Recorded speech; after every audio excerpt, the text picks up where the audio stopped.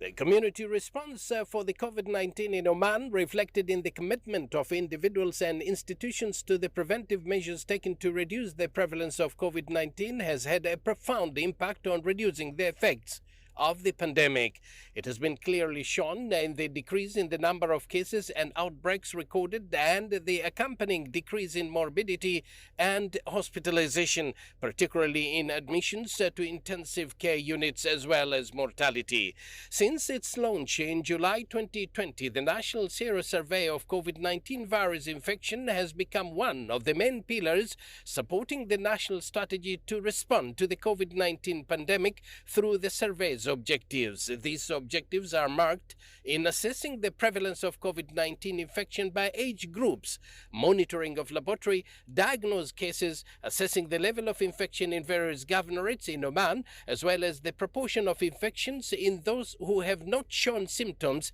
and assessing the effects of the closure of the governorates on the epidemic. The results of the first cycle of the National Serosurvey were consistent with the desired objectives, as the result showed that the overall prevalence of the disease at the national level was 6%, with 3.9% in Omanis and 8.7% for non-Omanis. Based on these results, the study at this stage indicates that the number of infections in Oman is estimated at 276,685 among those who have symptoms and those who did not show symptoms. Muscat and Al-Wusta Governorate had the highest prevalence of the disease at 9.2% rate each, whereas the results of the rest of the governorates were as follows.